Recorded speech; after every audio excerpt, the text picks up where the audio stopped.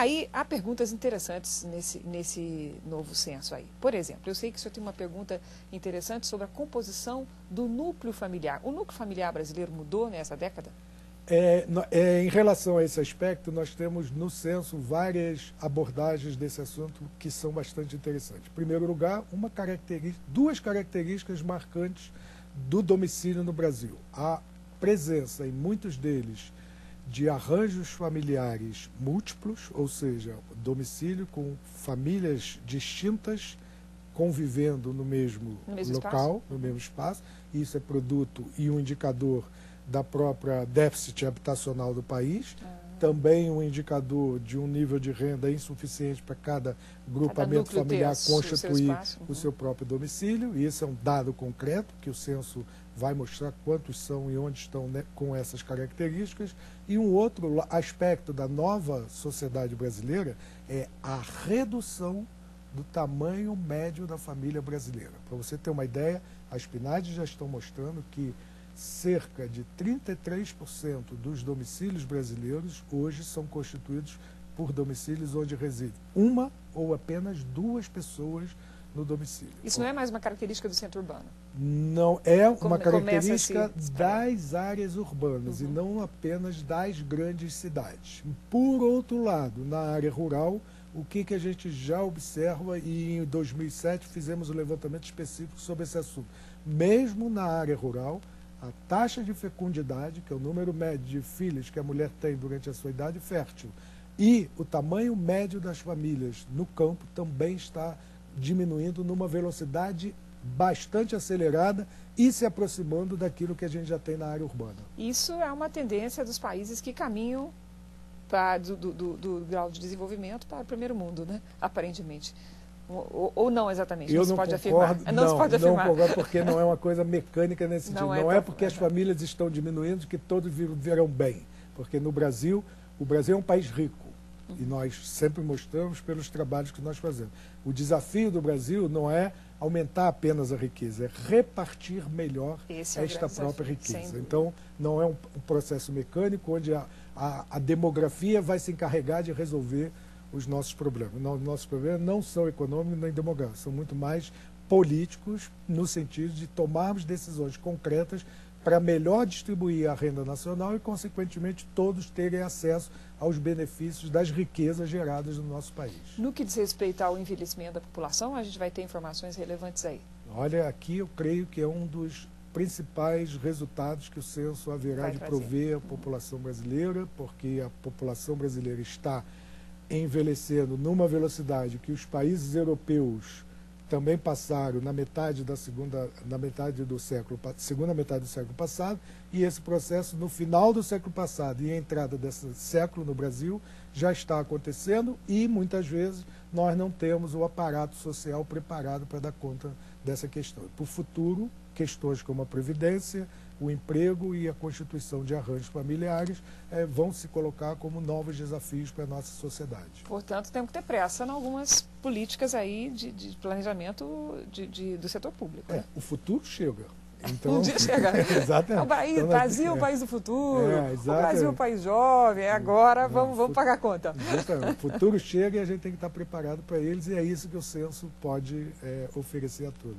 No que diz respeito a práticas religiosas, também haverá perguntas? Sim, quando estivermos entrevistando o domicílio, para cada morador, haverá primeiro questões sobre idade, sexo de cada um deles, e depois aspectos relacionados à educação.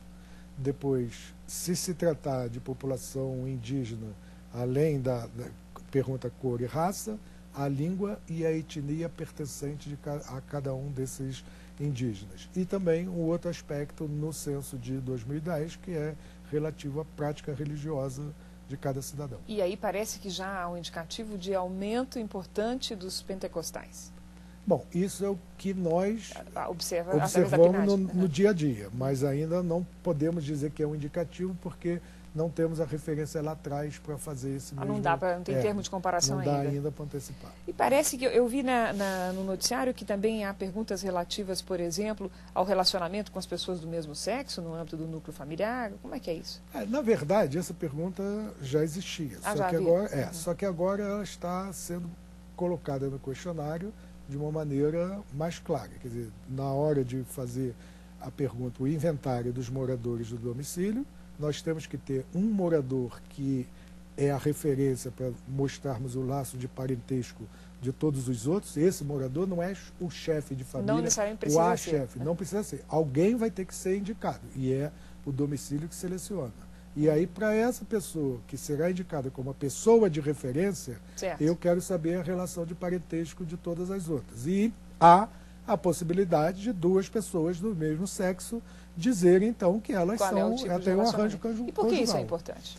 Porque nós sabemos que a sociedade brasileira, e não é só no Brasil, no mundo inteiro, está se transformando, e cada vez mais esse fato de termos a presença de casais do mesmo sexo é um fato concreto e que já está sendo introduzido na nossa legislação, na Previdência Social, na legislação sobre seguro e todos os outros. A realidade precisa ser assimilada pelo IBGE. A nossa missão é retratar a realidade. Esse é um fato concreto da nossa realidade, está na hora de mostrar quantos vivem nessas condições. E o nosso know-how, a nossa tecnologia de fazer censos, de promover censos, já está virando produto de exportação? Está fazendo o IBGEano ser um orgulhoso, porque, inclusive, temos recebido demandas de países desenvolvidos e menos desenvolvidos, querendo conhecer concretamente a nossa metodologia e, inclusive, usando equipamentos. Hoje, o Cabo Verde, por exemplo, vai realizar o seu censo até antes do próprio IBGE, o censo Cabo Verde é em junho, e toda a infraestrutura metodológica e tecnológica de Cabo Verde está sendo conduzida com o apoio do IBGE. Apoio absolutamente irrestrito e gratuito. E se o senhor desse um último recadinho, a partir de hoje o senhor começa uma jornada que é mostrar para a população, vem aí o censo, colabore, etc. Que recado o senhor manda para o cidadão brasileiro que vai receber o recenseador? Para encerrar o programa. Eu diria o seguinte, o censo não é para o IBGE. O IBGE é que está fazendo o censo para a população brasileira. E para isso nós precisamos que você, o cidadão, forneça informações precisas ao nosso recenseador, porque dessa informação certamente teremos políticas públicas na área de educação, saúde, transporte, habitação e muitos outros que beneficiarão a população, a você, aos seus filhos, pais, parentes e amigos. E é isso que a gente espera que o censo possa dar à sociedade brasileira. Tá certo. Doutor Nunes, muito obrigada. Nós conversamos hoje aqui no Brasília ao Vivo com o doutor Eduardo Pereira Nunes, que é o presidente do IBGE. Vamos receber os nossos recenseadores e colaborar para o planejamento do país, não é isso? Exatamente, é o que nós esperamos. Ok, muito obrigada. O Brasília ao Vivo fica por aqui. Muito obrigada pela sua atenção e até um próximo encontro. Record News, jornalismo 24 horas de plantão. Obrigada e até lá.